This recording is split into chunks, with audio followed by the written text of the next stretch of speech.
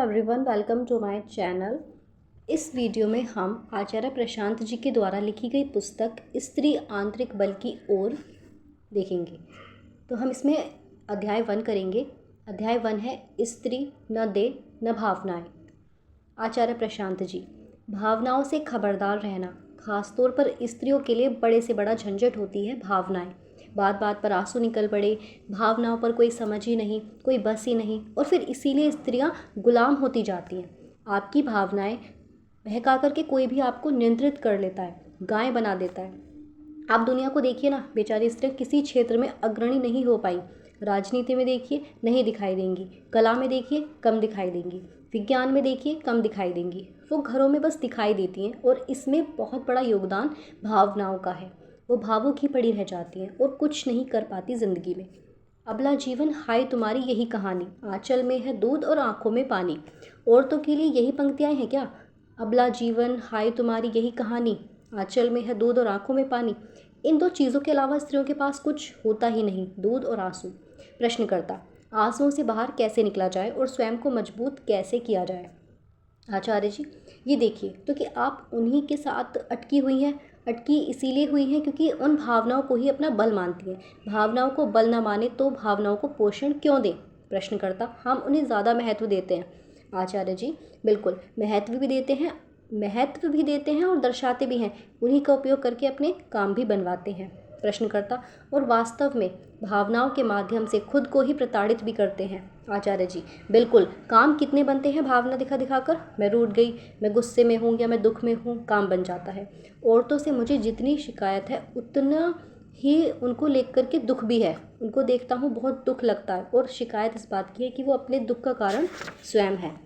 औरतों की जो खराब हालत है उसका कारण वो खुद हैं। भावनाओं को वो अपना हथियार समझती हैं, देह को वो अपनी पूंजी समझती हैं। देह सजाएंगी, संवारेंगी, भावनाओं पर चलेंगी और सोचती हैं कि हमने बड़ा तीर मार दिया। और इन्हीं दो चीज़ों के कारण, देह और भावना, देह माने तन और भावना माने मन, इन्हीं दो के कारण वो इतिहास में लगातार पीछे रही हैं और गुलाम रही हैं। जबकि स्त्रियों को प्रकृतिगत कुछ विशेषताएं मिली हुई हैं जो पुरुष के पास नहीं होती। धैर्य स्त्री में ज़्यादा होता है, महत्वाकांक्षा स्त्री में कम होती है। ये बड़े गुण हैं। दो गुण कौन कौन से हैं? एक धैर्य और एक महत्वाकांक्षा। अगर स्त्री संयत रहे तो खुलकर उड़ सकती है, आसमान छू सकती है, पर वो इन्हीं दो की बंधक बनकर रह जाती है। किसकी? तन की और मन की। आंचल में है दूध माने तन, और आंखों में पानी माने मन। भावनाएं बस इन्हीं दो की बंधक हैं। वो यही दो काम करने हैं उनको, दूध और पानी, दूध और पानी। और इसी को मैंने उस लेख में लिखा है कि औरत दो ही जगह पाई जाती है, बेडरूम और रसोई। बेडरूम माने दूध और रसोई माने पानी। और इसी को फिर वो अपना बड़ा बल समझती हैं। वास्तव में स्त्री में जो एक विशेष गुण होता है वो उसे पुरुषों से बहुत आगे ले जाए, और वो गुण उसमें होता है समर्पण का, डिवोशन का। औरत पुरुष की अपेक्षा थोड़ी भोली होती है, और एक बार वो समर्पित हो गई किसी चीज़ के प्रति तो समर्पित रहती है। ये बड़ी बात है। इस गुण के कारण वो किसी भी काम में बहुत आगे जा सकती है, क्योंकि निष्ठा से करती है काम। मैंने देखा है जितनी निष्ठा से एक लड़की काम करती है उतनी निष्ठा से लड़के को करना मुश्किल पड़ता है। लेकिन फिर वही आंचल का दूध और आंखों का पानी, यही आड़े आ जाते हैं और फिर सब खत्म, बर्बाद। प्रश्नकर्ता, यही होता है, चाहते हुए भी हम उनमें से निकल नहीं पाते। आचार्य जी, सब निकल जाएंगी, लेकिन बीच बीच में आपको भावनाओं से फ़ायदा मिल जाता है ना, तो आप बहक जाती हैं। आपको लगता है भावना तो बढ़िया चीज़ है, अभी फ़ायदा मिला तो रोए तो नया हार मिल गया। अब काहे को रोना बंद हो। तन दिखाया, तन सजाया तो बड़ा सम्मान मिल गया। जमाने ने कहा वाह वाह क्या सुंदर है, पति पीछे पीछे आ गया। जैसे ही मैंने ज़रा तन को आकर्षित बनाया तो फिर बिल्कुल बहक जाता है मन स्त्री का।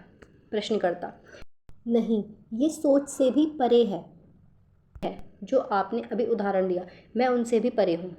आचार्य प्रशांत जी, जब आदत बन गई ना, पुरानी आदत है, आदत बन गई, आदत को बनने ही नहीं देना चाहिए। छोटी बच्चियों में सजावट की प्रवृत्ति को प्रोत्साहन नहीं देना चाहिए। और माँओं को मैं देखता हूँ कि वो छोटी बच्चियों को ही परियां बना रही होती हैं, और इतनी सी बच्ची है उसको परी बनाकर घुमाएंगी, और वो छोटी बच्ची है, वो टीवी पर भी यही देख रही है कि परी परी। अब वो अभी से सजने संवरने लग गई, अब वो कहाँ बचेगी। मैं देख रहा हूँ 6-6 साल की बच्चियाँ लिपस्टिक लगाकर घूम रही हैं, बर्बाद। और पुरुष का स्वार्थ रहा है कि औरत को शरीर ही बना रहने दो। तो वो तारीफ़ भी खूब करेगा। औरत अगर सरल, साधारण, संयमित रहे देह से, तो पुरुष उसकी कोई तारीफ़ नहीं करता। और यही एक सजी सवरी छैल छबीली निकल जाए तो जितने पुरुष होंगे सब तालियां बजाएंगे, वाह वाह करेंगे, और वो औरत को लगता है कि हमारी तो बड़ी इज्जत बढ़ गई, हमारा तो बड़ा मान, बड़ा मूल्य बढ़ गया। वो पागल है, वो जानती भी नहीं कि उसका शोषण किया जा रहा है। प्रश्नकर्ता, हम सजते संवरते हैं ताकि हमें देखें, अगर नहीं करेंगे तो एक असुरक्षा रहती है।